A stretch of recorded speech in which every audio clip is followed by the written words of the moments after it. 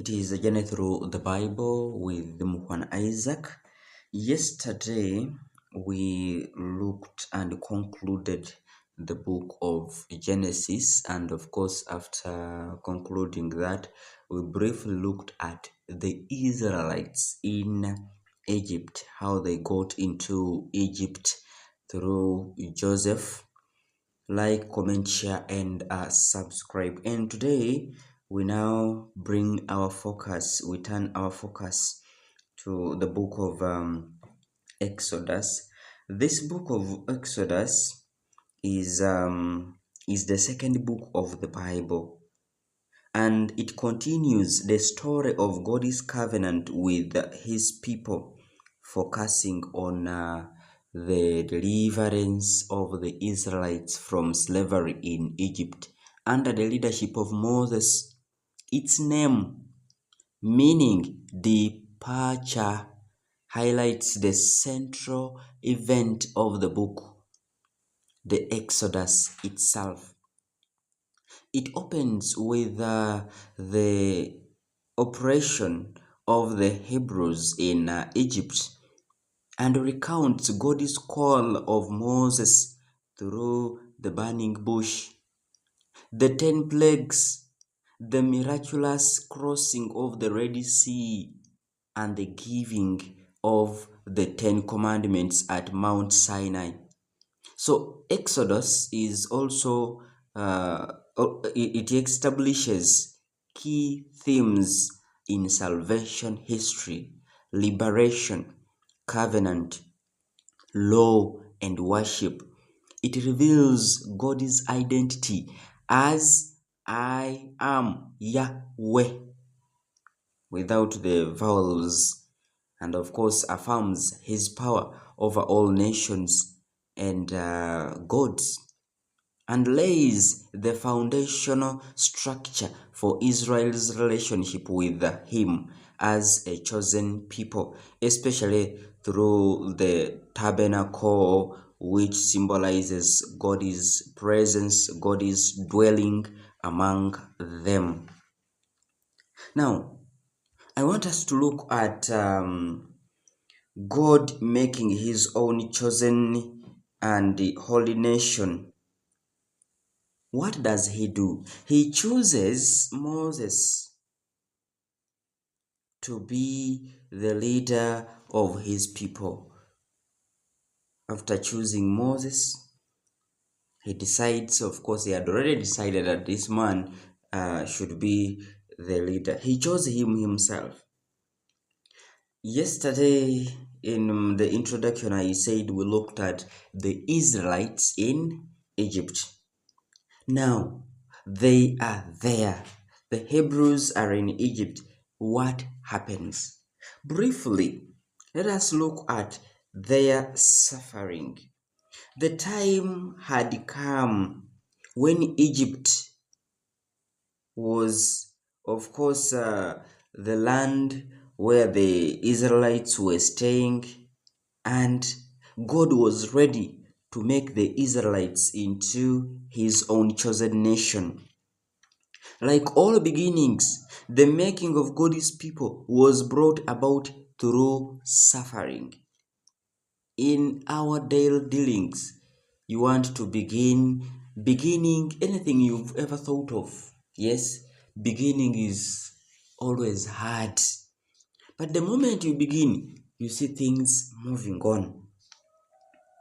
In the book of Exodus, chapter 1, verse 8 to 14, and also chapter 2, verse 23, we read, "Now there arose a new king over Egypt, who did not know Joseph.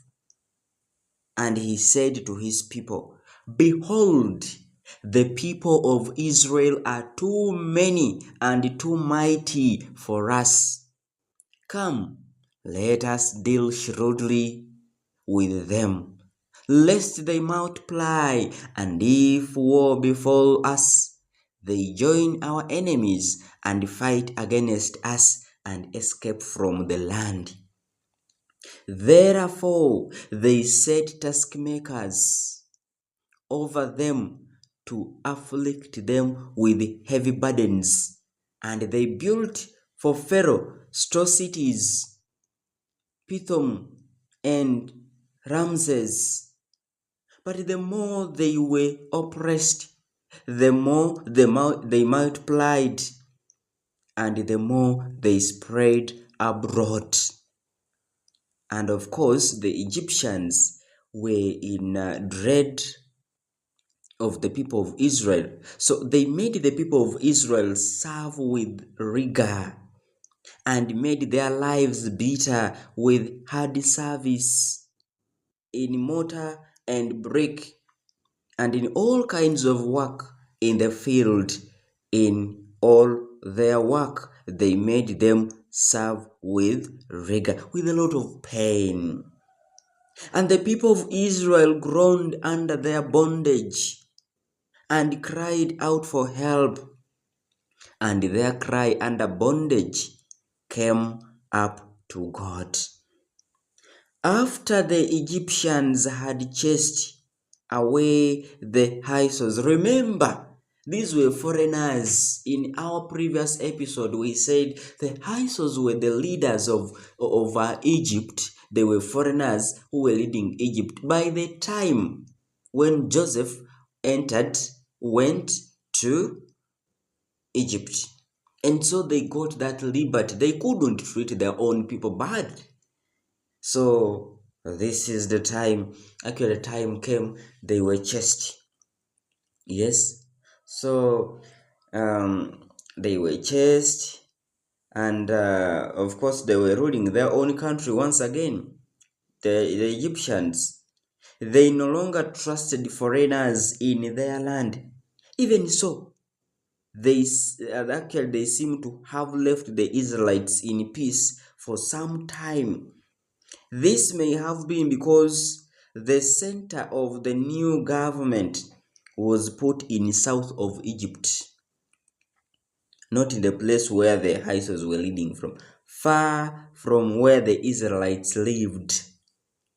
But later, Pharaoh Seti the first, in about year 1002 and up to about 1290 BCE, before Common Era, he moved the capital city back to the north in the Delta area in which the Israelites lived, and began a great building program which was continued by his successor Ramses II. That is about 1290 to 1224. And so either of these could have been the new king, who knew nothing, totally nothing of Joseph. We read this in Exodus chapter 1 verse 8. They would have known nothing of the good that Joseph had done 4 centuries before, nor that the Israelites were there because of Pharaoh, who, after all, was not an Egyptian, but a hated Hyksos. So he had allowed them to stay there.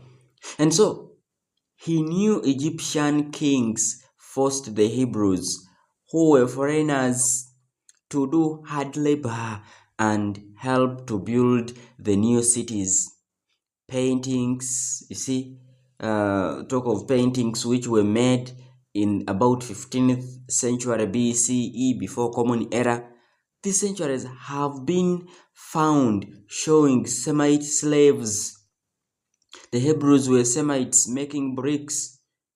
And so after, when they were making those things, they used to paint themselves, like paint someone who is a slave. They had those drawings on them. So the new king hoped that hard work would make the Hebrews weak and die out. But the opposite happened. Their numbers grew. Therefore, the Pharaoh ordered that all baby boys born to the Israelites were to be drawn in the Nile. This hard time lasted for many years. In their sorrow, the Israelites turned to God, and God heard their groaning, and God remembered his covenant with Abraham, with Isaac, and with Jacob. Exodus chapter 2, verse 24. And that order is what saw Moses survive. Tomorrow we shall look at Moses, his early history. It has been a journey through the Bible with Mukhwana Isaac, and I want to thank you for always keeping track. Like, comment, share, and subscribe. Be blessed.